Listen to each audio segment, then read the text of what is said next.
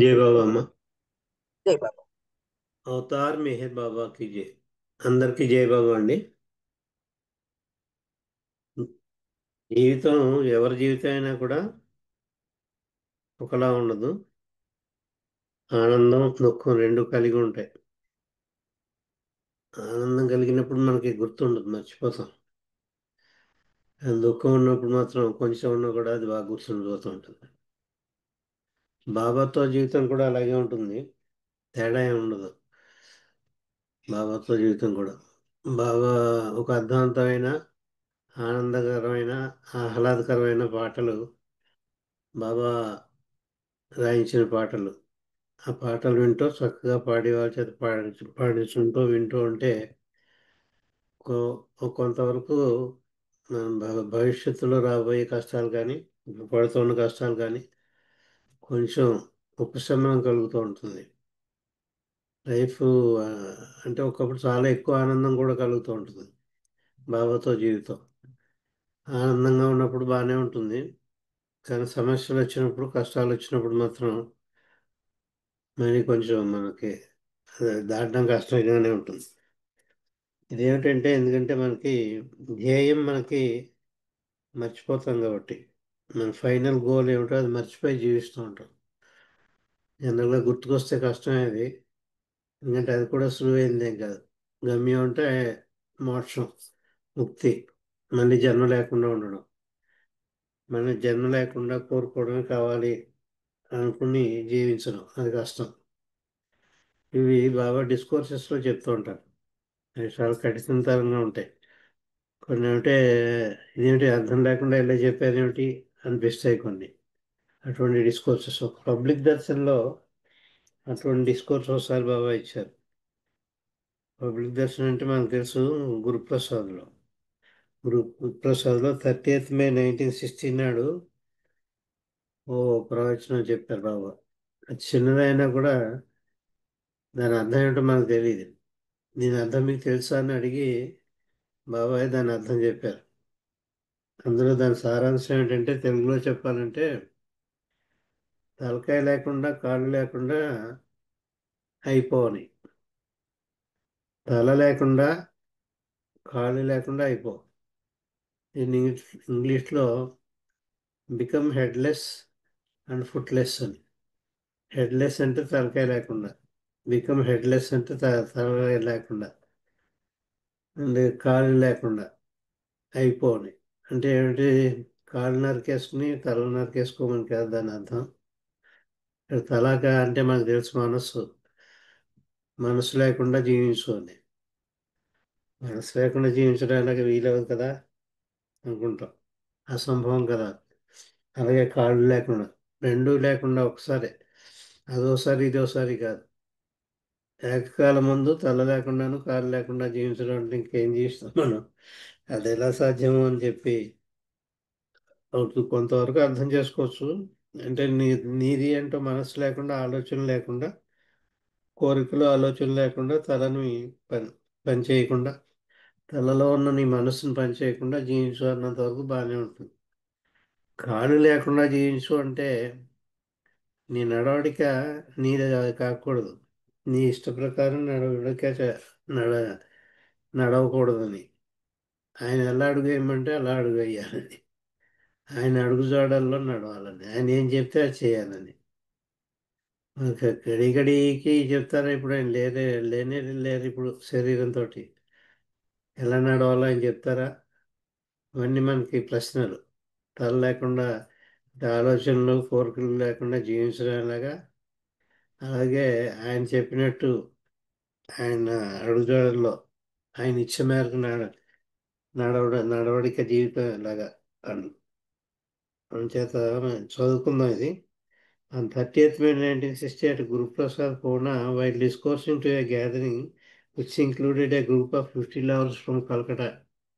కలకత్తా నుంచి అప్పుడు 50 మంది బాబా lovers వచ్చారు కలకత్తా నుంచి. వాళ్ళ సమక్షంలో బాబా ఈ డిస్కోర్స్ ఇచ్చారు. బిల్వడ్ బాబా had explained about becoming footless and headless. ఈ తల లేకుండాను కాళ్ళు లేకుండా అయిపోవడం అంటే ఏమిటో దా దాన్ని వివరణ బాబా ఈ విధంగా ఇచ్చారు. Which is the life worth living. దాని మీదోటి జీవించదగ్గ జీవితం ఎలాగా జీవించడం అంటే అర్థవంతమైన జీవితం అనుకోండి, లేకపోతే విలువైన జీవితం జీవించడం ఎలాగా.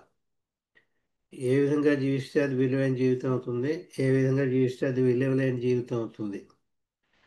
ఒక్క మాటలో మన అందరికీ తెలిసిన ఆన్సర్, భగవత్పరంగా జీవిస్తే అది అర్థవంతమైన జీవితం, చాలా విలువైన జీవితం అవుతుంది. భగవంతునితో జీవిస్తే మండలి వారు జీవించిన జీవితం అది లైఫ్ వర్త్ లివింగ్ అన్నారు. ఆ విధంగా జీవించడం మండలి వారు అంతా జీవించింది అదే. బాబా సజీవంగా ఉన్నప్పుడు మండలి వారు ఆయనతో అంటి పెట్టుకుని ఉండి బయటి ప్రపంచం ఏమిటో తెలియదు వాళ్ళకి. బాబాయే ప్రపంచం, ఆ ప్రపంచంలోనే ఉండిపోయారు వాళ్ళు. అటువంటి జీవితం విలువైన జీవితం వర్త్ లివింగ్ అని. ఇంకా మన ప్రపంచంలో ఉంటూ ఒక అడుగు ఇటు ఒక అడుగును, ఒక అడుగు ప్రాపంచిక విషయాల మీద, ఇంకో అడుగు బాబా మీద వేస్తూ రెండు నావల మీద ప్రయాణం చేస్తున్నాం మనం. ఒక నావమే కాదు, కోరికలని నావ, ఇటు బాబా అని నా రెండింటిలోనూ కొట్టుమిట్లాడుతున్నాం. అంచేత ఆ విధంగా చెప్తున్నారు ఇక్కడ. అంచేత దీనికి అర్థం ఏమిటో చెప్తున్నారు. If even one hair of yours is dipped in the ocean of love. నీ తల వెంట్రుకల్లో ఒక్క తల వెంట్రుకైనా సరే ప్రేమ మహాసాగరంలో తడిసిందంటే ఇప్పుడు ఏమవుతుందో చెప్తున్నారు. You become wet eternally. నువ్వు పూర్తిగా శాశ్వతంగా తడి తడిసిపోతావు, తడిసి ముద్దయిపోతావు. అంటే ఆయన ప్రేమ మహాసాగరంలో తడిసి ముద్దవుతావు అని. అంటే నీ తల వెంట్రుకల్లో ఒక తల వెంట్రుక ఆ ప్రేమ మహాసాగరంలో తడిసిందంటే చాలు, నువ్వు పూర్తిగా అందులో మునిగిపోతావు అని. ఆయన ప్రేమ మహాసాగరంలో మునిగిపోతావని. అప్పుడు నీకు శాశ్వతానందం కలుగుతుందన్నారు. ఆ ఆనందం ఎలాంటిదంటే ఒకసారి వచ్చిందంటే ఇంకా పోతుంది, శాశ్వతంగా ఉంటుంది. ఆనందం మాత్రమే ఉంటుంది. ఇంకా రెండోది దుఃఖం కానీ కష్టం కానీ అవి ఏమి ఉండవు. దాన్నే బ్లిస్ అంటారు. ఇటర్నల్ బ్లిస్, శాశ్వత ఆనందం. ఆ మాటలు ఎలా చెప్తున్నారు ఇక్కడ బాబా.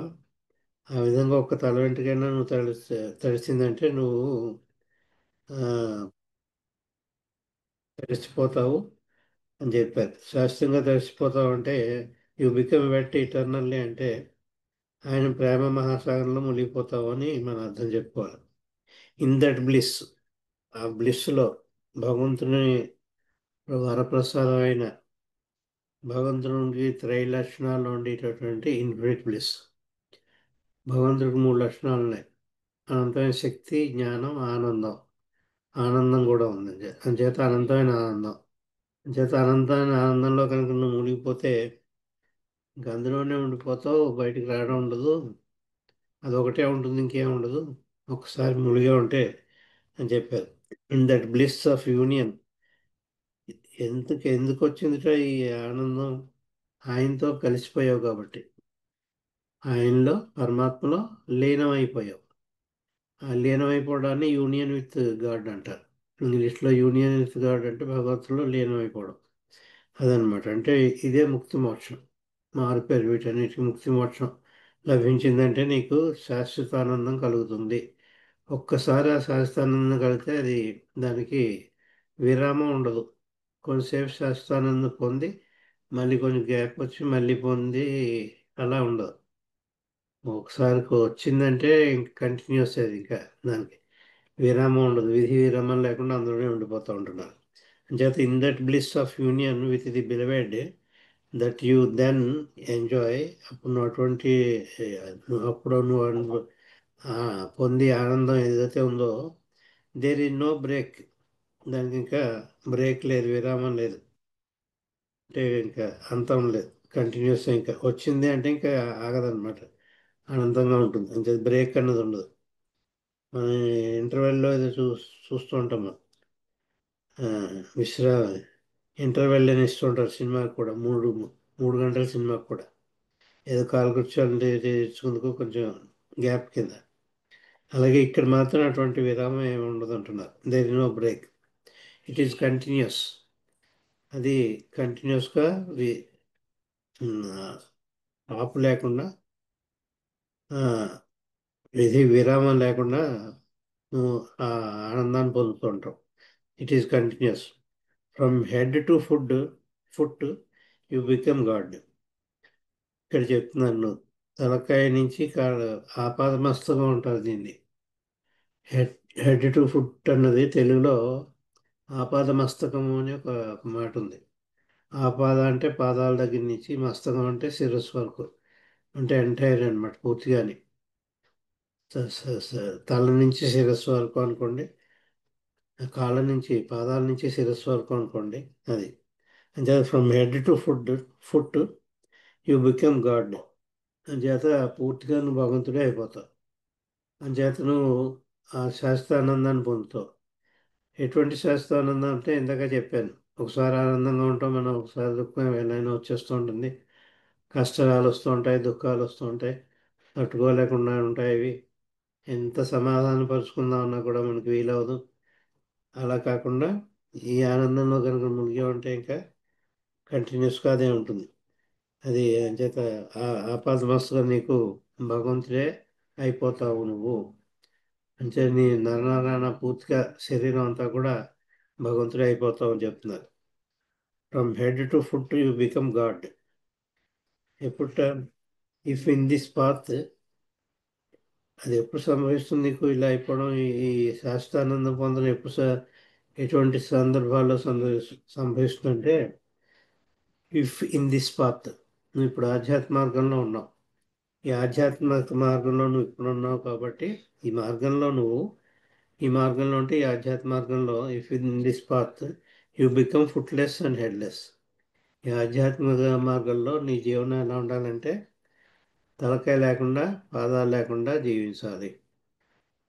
నీ కాళ్ళు ఉండకూడదు, నీ తలకాయ ఉండకూడదు. అంటే నీది అంటూ ఏమీ ఆలోచన ఉండకూడదు, మనస్సు పూర్తిగా నీది ఉండకూడదు. ఆయనకి అర్పించేయాలి మనస్సు. అంచేత అప్పుడు నీది అవ్వదు, అది ఆయనదే అయిపోతుంది.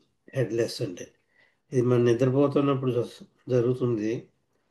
ముఖ్యంగా కళలు లేకుండా ఉండి డ్రీమ్ స్టేట్ కాకుండా డీప్ స్లీప్ స్టేట్లో వీ బికమ్ హెడ్లెస్ అండ్ ఫుట్లెస్.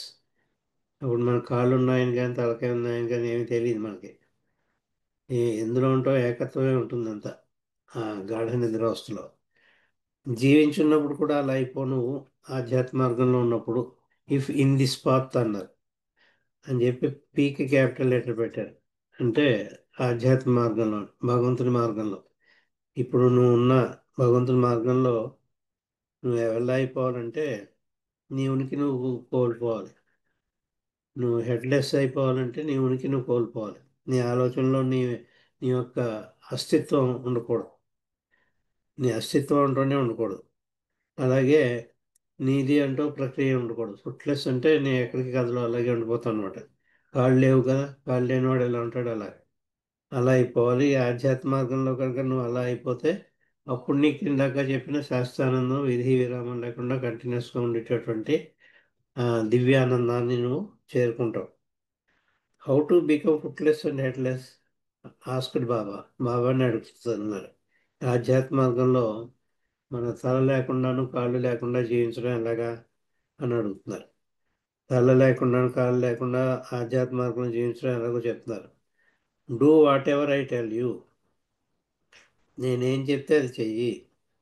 అప్పుడు ఇంకా బాబా శరీరంతో ఉన్నారు కాబట్టి 60 కాబట్టి, ఆయన బ్రతికే ఉన్నారు కాబట్టి, జీవించే ఉన్నారు కాబట్టి, ఆయన ఏం చెప్తే అది చేయమంటున్నారు. కూర్చోమంటే కూర్చో, నిలబడమంటే నిలబడు.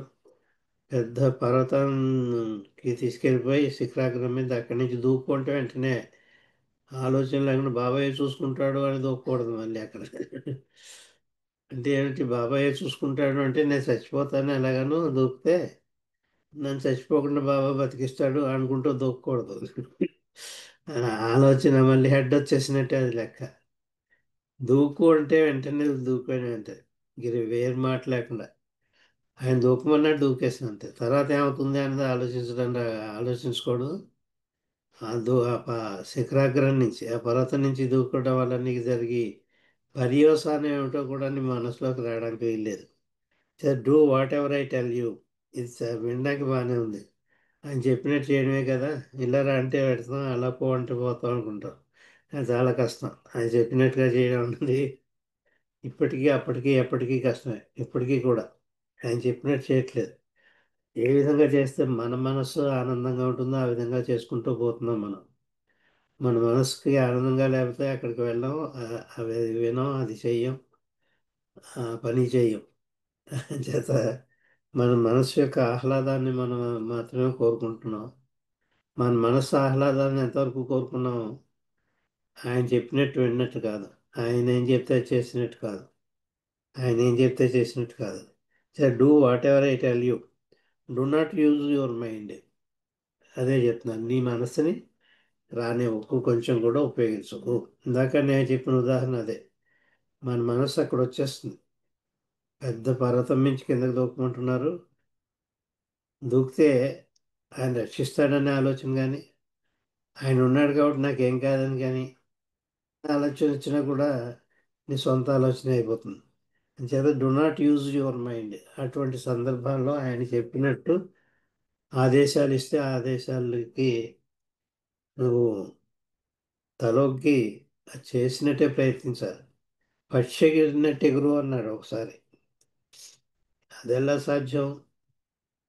మానవుడు పక్షి ఎగిరినట్టు ఎలాగలగలడు అని నీకు ఆలోచన వచ్చిందంటే నీ మనసు ఉపయోగించినట్టే లెక్క అన్నారు బాబా. ఇది యాక్చువల్గా జరిగిన సంఘటన అండి.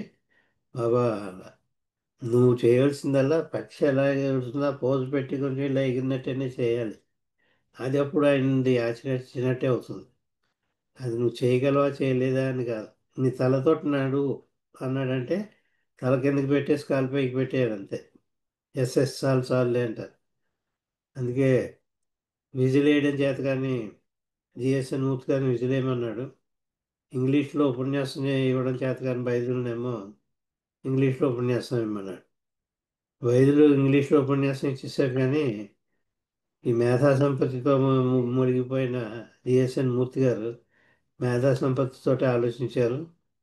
నాకు విజిలేయడం చేత కాదు, ఇలాంటి తొంటరి పనులు నేర్చుకోలేదు అన్నారు బాబాది. అది అవిధేయత అవుతుంది.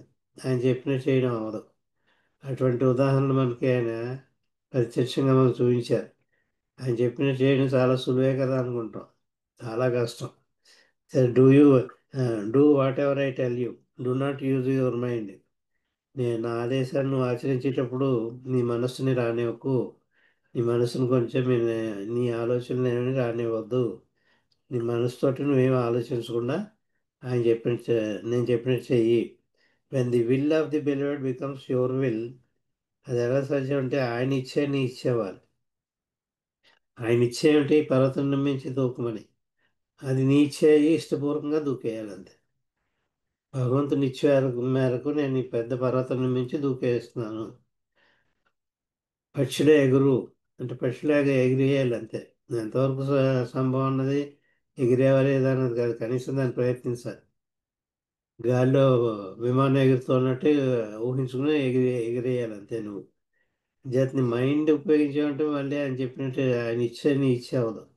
చేత when the will of the God అంటే beloved, when the will of the God becomes your will.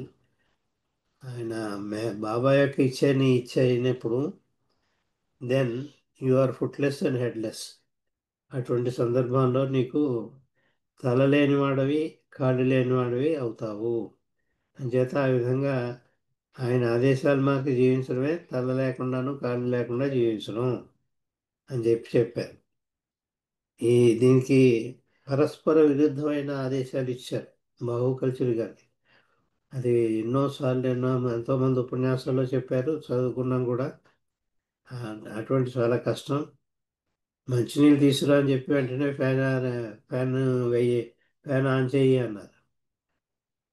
అది ఏ ఆదేశం ముందర ఇచ్చారు? మంచినీళ్ళు తీసుకురా అన్నారు. ముందర ఆదేశం ఇచ్చారు కదా, మంచినీళ్ళు తీసుకొచ్చాడు. నేను ఫ్యాన్ ఆపమంటే మంచినీళ్ళు తీసుకొచ్చేయమన్నారు. ముందర ఇది అన్నావు కదా అని చెప్తే నీ మా తలకాయ ఎందుకు ఉపయోగించావు, నేను ఇప్పుడు ముందర ఎందుకు గుర్తుపెట్టుకున్నాను, నీళ్లు తేవాలి తర్వాత చేయాలి అన్నాడు. మళ్ళీ ఇంకో ఆదేశాలు ఇస్తే ముందరి వచ్చిన ఆదేశం కాకుండా రెండో ఇచ్చిన ఆదేశం ఆచరించాడు ఆయన. దానికి తిట్టాడు. ఏం చేసినా తిట్టాడు. ఏం చేసినా తిట్టాడు. ఆయన చెప్పినట్టు కరెక్ట్గా చేసినా కూడా తిట్టాడు. అది ఇంకెలా చేయాలో తెలియట్లేదు ఆయనకి.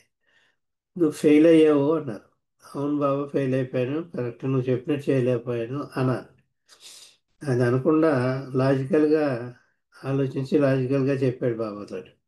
అప్పుడు చెప్పారు బాబా, నువ్వు చేయడం అసంభవం విషయం నాకు తెలుసు, కానీ నువ్వు చేయవలసింది అంటే విధేయుడి కింద నాదే తప్పు బాబా, నేను తప్పు, నువ్వు చెప్పినట్టు నేను చేయలేకపోయాను, అసమర్థత, క్షమించు నన్ను అనాలి. ఆ మాట నువ్వు అంటలేదు, నాకు నీతులు చెప్తున్నావు. చేతను నువ్వెవరు అని అడిగారు. నేను నీ బానిసని బాబా అన్నాడు. కరెక్ట్గా చెప్పాడు, నువ్వు నా బానిసడు, అదృష్టవంతుడు అయిన బానిసడు, యు ఆర్ ఫార్చునేట్ స్లేవ్. చేత నా బానిసవు కాబట్టి నేను నువ్వు తప్పు చేసావంటే అవును నేను తప్పు చేశానని నువ్వు ఒప్పుకోవడమేను బానిస చేయవలసిన పని. నిజంగా నువ్వు తప్పు చేయకపోయినా కూడా నాకు తెలుసు నువ్వు తప్పు చేసావో లేదో, కానీ నేను చెప్తున్నాను నీకు తప్పు చేసావని. అది విధేయత అంటే. నువ్వు తప్పు చేసావని నాకు తెలుసు, నేను చెప్తున్నాను నువ్వు తప్పు చేసావని. అప్పుడు నువ్వు చేయవలసింది అవును నువ్వు చెప్పింది రైటే, నేను చేయలేకపోయాను, నాదే తప్పు, నీ దేవతం తప్పు కాదు, నా సమర్థుణ్ణి అని చెప్పి అంగీకరించాలి. That is obedience of a slave. బానిస యొక్క విధేయత అది. అందరూ బానిసలు అవ్వాలి ఆయనకి. నా ఇచ్చ నీ ఇచ్చ అవ్వాలి అంటే ఆయనకి మనం బానిసలే అయిపోవాలి. కానీ మన ఇచ్చ అంటే ఒకటి విరిగే పెట్టుకుంటాం మనం. ఈ పని చేయమంటే నేను చేసి ఉండేవాడిని కదా.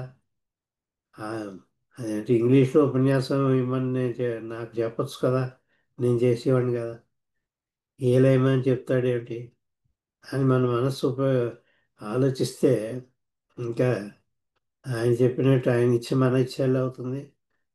ఆయన ఇచ్చే ఏం చెప్తోంది, ఇంగ్లీష్లో ఉపన్యాసం ఏమని చెప్పట్లే, ఏలేయమంటుంది. ఆయన ఇచ్చి కాబట్టి నువ్వు ఏలేయడం తప్పు అని చెప్పకూడదు బాబాకి, వేసేయాలి ఏలంతే, వచ్చినా రాకపోయినా ప్రయత్నించేయాలి ఏల ఏల వేయడానికి. ఆ విధంగా కొన్ని లివింగ్ ఎగ్జాంపుల్స్ తోటి ఉపన్యాసం ఇవ్వడం జరుగుతుంది మీకు ఇందులోది. ఇవి లివింగ్ ఎగ్జాంపుల్స్ ఏంటంటే యాక్చువల్గా జరిగినవి ఇవన్నీ అందరికీ తెలుసు కూడా అవి ఉదాహరణలు. చేత do not use your mind, నీ మనసుని నీ పెత్తనం నీ ఆలోచనని ఏమాత్రం రానివ్వకు. When the will of the beloved becomes your will, ఆయన ఇచ్చే నీ ఇచ్చే అయినప్పుడు then you are footless and headless. అప్పుడు నీకు అంటూ నువ్వు చేయడానికి కాళ్ళు లేవు, నీకు ఆలోచించడానికి మనసు లేకుండా పోతుంది, నీది అంటూ ఏముండదు. నీకు ఆలోచించడానికి మనసు లేదు, బుర్ర లేదు, తలకాయ లేదు, నడవడానికి కాళ్ళు లేవు. అలా అయిపోతావు నువ్వు, ఆయన ఇచ్చే నీ ఇచ్చే అవుతాయి. ఎట్ అయినప్పటికీ కూడా ఆల్ దిస్ ఈజ్ ఇంపాసిబుల్. సరే ఎంత బాగా చెప్పారు. ఇన్ని చెప్పేసి ఇవి నువ్వు చేయలేవురా, నీకు అసంభవం అని చెప్పేశారు.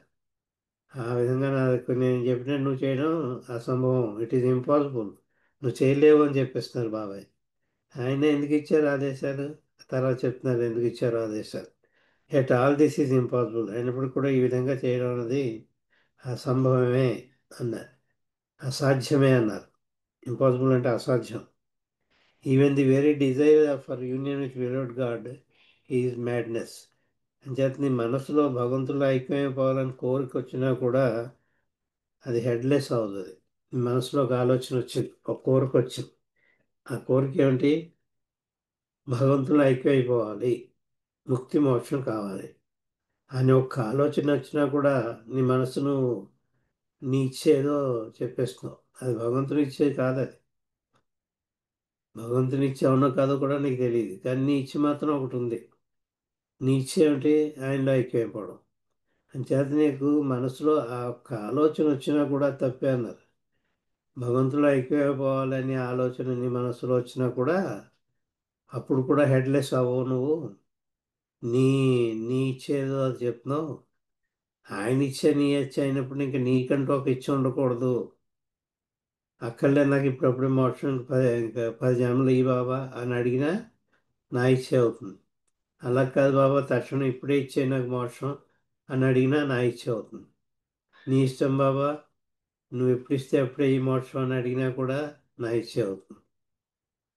నువ్వు ఎప్పుడు ఇస్తావో అప్పుడే ఈ మోక్షం అని అడిగినా కూడా మనసు అక్కడ పనిచేయడానికి వెళ్ళలేదు. మౌనం మైండ్ నిద్రావస్థలో ఎలా సైలెంట్ అయిపోతుందో అలా సైలెంట్ అయిపోవాలి మన మైండ్. మైండ్ మస్ట్ గో అన్నారు. మైండ్ సైలెంట్ అయిపోవాలి. అంచేత ఇక్కడ ఏం చెప్తున్నారు, it is impossible even the very desire for union with God is madness. అది ఒక పిచ్చే.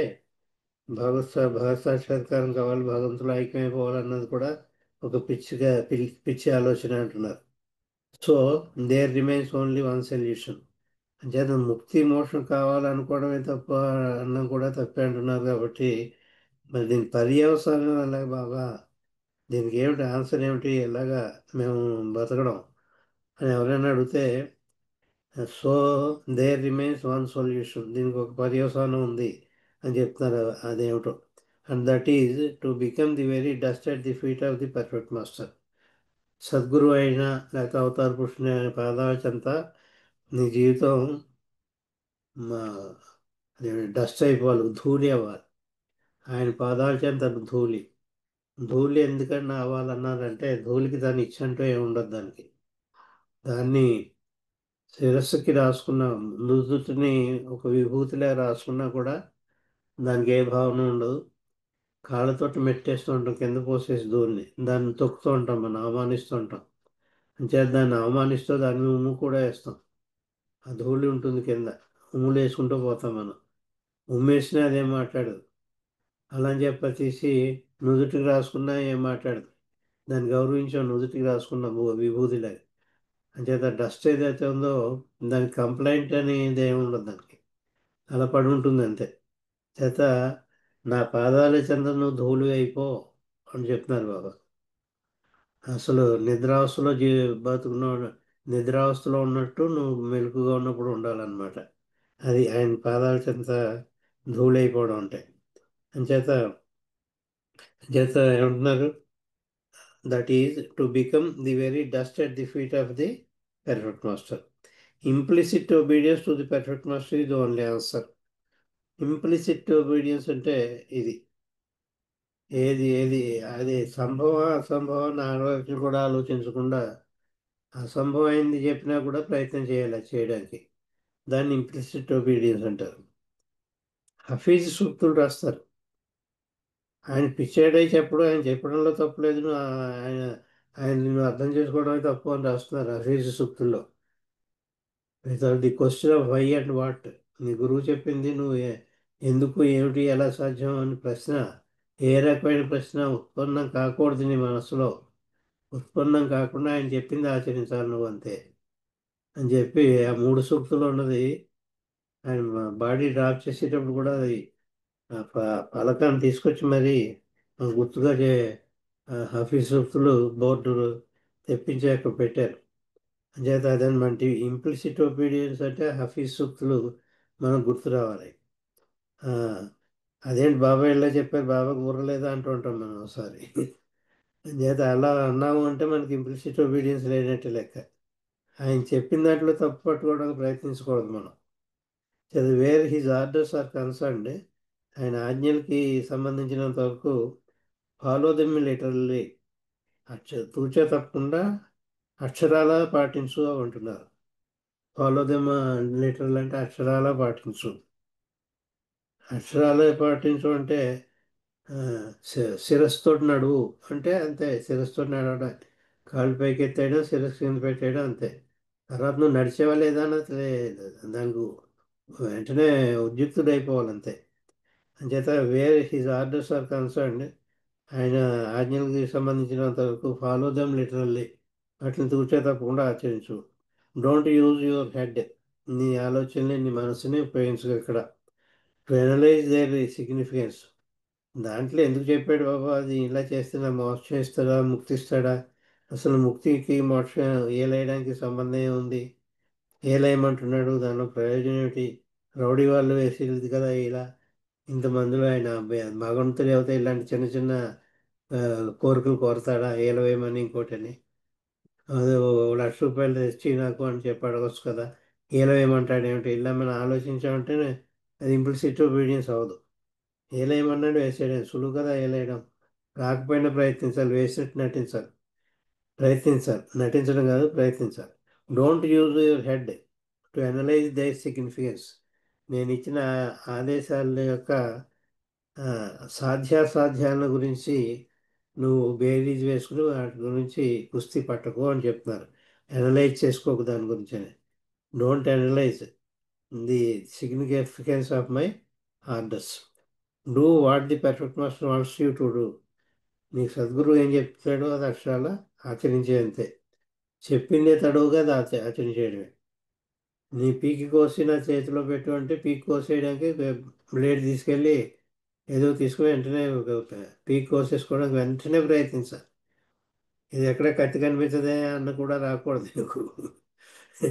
కత్తి అక్కడ ఉన్నా లేకపోయినా ఓ, కనీసం నీ చెయ్యే కత్తి అయిపోయేటట్టు చేసినా కూడా అది ఆయన పాటించిన వాడే అవుతావు. Do what ever the perfect master wants you to do. Let your feet move at his command. ఒక్క అడుగు కూడా ఆయన ఆజ్ఞ లేకుండా వేయొద్దు అంటున్నారు. 1000 అడుగు అంటే 1000 అంతే. ఒక అడుగు వెయ్యి అంటే అప్పుడే వెయ్యి, అంతవరకు అడుగు వేయొద్దు. అంచేత ఆయన ఆజ్ఞా మేరకి నీ అడుగు వేయాలి, ముందు అడుగు వేయాలి. లేకపోతే నువ్వు అలా శిలాగా అలా నిలబడిపోవాలి. ఒక శిలా పలకాలు ఉంటాయి. కొవ్వూరులో బాబా శిల ఎలా ఉందో అలాగే అది కదలికలే కాదు, అలాగే ఉండిపోతుంది కొవ్వూరులో బాబా యొక్క శిలాఫలకం. చేత శిలలో ఉండిపోవాలి ఆయన ఆజ్ఞ కోసం ఎదురు చూస్తూ. చేత let your feet move at his command. ఆయన ఆజ్ఞ మేరకే నీ పాదాలు కదలాలి. Let your life be lived in accordance with his behest. ఆయన ఆజ్ఞ మేరకే నీ జీవితం గడవాలి. నాకు ఇటువంటి జీవితం కావాలని నువ్వు కోరుకున్నావు అంటే ఆయన ఆజ్ఞ మేరకు నడిచినట్టు కాదు. మరి ఆయన ఆజ్ఞ ఏమిటో మనకి ఎలా తెలుసు? నీ జీవితం ఎలా నడుస్తుందో అదే ఆయన ఆజ్ఞ. వేరే డెఫినేషన్ అక్కర్లే. మీ జీవితం ఎలా నడుస్తుందో, ఇప్పుడు ఎలా నడుస్తుందో అది ఆయన ఆజ్ఞ మేరకే నడుస్తుంది. నీ ఇష్ట ప్రకారం నడవట్లేదు అది. యాక్చువల్గా నాకు అలా ఉండకూడదని కోరుకుంటున్నాను. నాకు ఎప్పుడు బాబా దగ్గరే కూర్చుంటాను, ఇంకేమైనా పిల్లల్ని పోషించను, పిల్లల్ని పోషించడం ఏ బాధ్యత ఉన్నాను, అది హాయిగా ఉండాలని ఉంటుంది. అది వీలవుతుంది, అది వీలు కాదు. మధ్య మధ్యలో ఈ కష్టాలు కూడా ఇస్తూ ఉంటాడు. సంసార బాధ్యతలు కూడా చచ్చినట్టు పాటించవలసిందే, చాకరీ చేయవలసిందే ఇంట్లో అవన్నీ. అంచేత let your feet move according to his command. Let your life be lived in accordance with his behest. Behest అంటే ఆయన ఇచ్చే మేరకని. This is becoming footless and headless. ఇది ఈ విధంగా కనుక నువ్వు జీవిస్తే కీలు బొమ్మ అంటారు చూడండి. కీలు బొమ్మలాట, తోలు బొమ్మలాట ఆడించేవారు పూర్వం. తోలు బొమ్మ, ఆ తోలు బొమ్మకి దారాలు కట్టేవారు. ఆడించేవాడు ఎలా ఆడిస్తే ఆడుతుంది అది. అది గుర్తు తెచ్చుకోవాలి మనం. ఆయన చేతిలో మనం తోలు బొమ్మలే. మనకి అంటూ ఒక ఆట ఉండకూడదు. మనం ఏది ఆడుతున్నామో అది ఆయన ఆడించే ఆటే అనుకోవాలి. ఆయన చేతిలో మనం, భగవంతుడు ఏమో తోలుబొమ్మల ఆట ఆడించేవాడు, మనం అంతా తోలుబొమ్మలో ఉన్నాం. ఆ తెర మీద తోలుబొమ్మ. పూర్వం సినిమాలు లేనప్పుడు తోలుబొమ్మలాటని ఆడించేవారు, చాలామందికి తెలుసు. అందుచేత అటువంటి గుర్తుపెట్టుకుంటే కనీసం ఆయనకి బాబాకి కంప్లైంట్ చేయకుండా ఉంటాం. ఆ విధంగా మనం ఆయన చెప్పినట్టు ఫుట్లెస్, హెడ్లెస్ అవడానికి ప్రయత్నిస్తూ ఉంటాం. తలకాయ లేకుండాను, కాళ్ళు లేకుండాను మనం అయిపోగలం. ఆ సింబాలిక్గా తలకాయ లేకుండా అయిపోవడం అంటే నీది అంటూ ఏ ఆలోచన లేకుండా ఉండడం. బాబా ఇచ్చే నీ ఇచ్చే అవడం. కాళ్ళు లేకుండా ఉంటే నీది అంటూ నీ ఇచ్చి ప్రకారం జీవితం గడపడం కాదు. ఎలా జీవితం గడుస్తుందో దానికి నువ్వు లొంగిపోవడం. నీ జీవితం ఎలా గడుస్తుందో, లక్షాధికారిగా గడుస్తుంటే లక్షాధికారిగా, భిక్షాధికారిగా భిక్ష ఎత్తుకునే వాళ్ళే గడుస్తుంటే అంతే. దానిలాగా ఆయన ఇచ్చానుకుని స్వీకరించడం, ఆ విధంగా హెడ్లెస్ అండ్ ఫుట్లెస్ అవ్వడం. ఇంకొక డిస్కోర్సు నెక్స్ట్ వచ్చి ఎప్పుడు స్పీచ్ ఉంటే అప్పుడు, బహుశా నెక్స్ట్ ట్యూస్డే నా స్పీచ్ ఉండదండి, నేను ఉండను. చేత తర్వాత ఆ పై మంగళవారం స్పీచ్లో ఇంకొక డిస్కోర్స్ ఇలాంటిది ఇంకా చెప్తాను. అవతార్ మెహర్ బాబాకి జై. సమయం ఎక్కువ తీసుకున్నందుకు క్షమించమని కోరుకుంటాం. ఎలా తీసుకుంటాం. జయబాబా మల్లికార్జున రాదా ఏం రాదండి. అంటే మీకు ఇప్పుడు మేమే చెప్తున్నాము, పర్లేదండి. జీవితం గురించి చాలా చక్కగా వివరించి చెప్పారు. బాబా ఎలా చెప్పారు అని అలా జీవించాలని, తన ఆజ్ఞ ప్రకారం జీవించాలని. ఇది నాకు చాలా నచ్చిన విషయం. అంటే మన తలలో ఒక్క వెంట్రుకైనా ఆ సముద్రంలో కలిస్తే బాబా ఆజ్ఞ మనం పాటించినట్లే అని చాలా చక్కగా, ఆ ప్రేమలో కలిస్తే అంత ఆనందం ఉంటుందని చాలా చక్కగా చాలా మంచి విషయాలు వివరంగా తెలియజేశారండి మల్లికార్జున గారు. మీకు హృదయపూర్వక జై బాబా తెలుపుతున్నానండి. జై బాబా.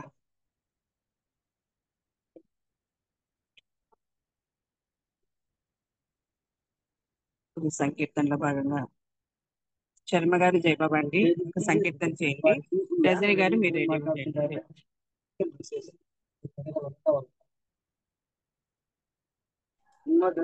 శర్మ గారు జై బాబా.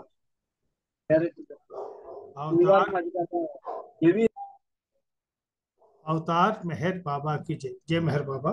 సార్ మీరు మ్యూట్ చేసుకోండి సార్, మల్లికార్జున్ గారు మీరు మ్యూట్ చేసుకోండి. అవతార్ మెహర్ బాబా కి జై. జై మెహర్ బాబా. ఎంతగా వేడినా పలుకవే మరి వేదనారగిలినో ప్రియతమా మెహరు ప్రియతమా. ఎంతగా వేడినా పలుకవే తరచు నీదు పాద సేవ చేయలేదనా అరసి నీదు ప్రేమ బాట మసలలేదనా. ఏమని నీవింతగా బదులు పలుకవు సుతులు వెతలు తీర్చు తండ్రి కలుకకూడదు. ఎంతగా వేడినా పలుకవే అంతమందు దేహము ఏనాడయచటనో చెంత చేర్చి పలుకరించి చింతబాపు.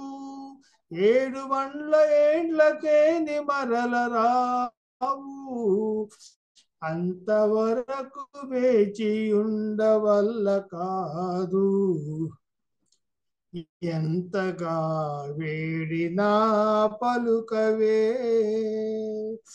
నిండుకుండ తొనకదన్న సామెతున్నది డంబ మెరుగదన్న సూక్తి ప్రేమకున్నది.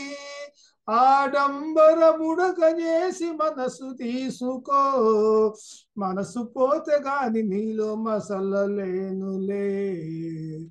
ఎంతగా వేడినా పలుకవే మరి వేదనారగెలనో ప్రియతమా మెహరు ప్రియతమా. ఎంతగా వేడినా పలుకవే.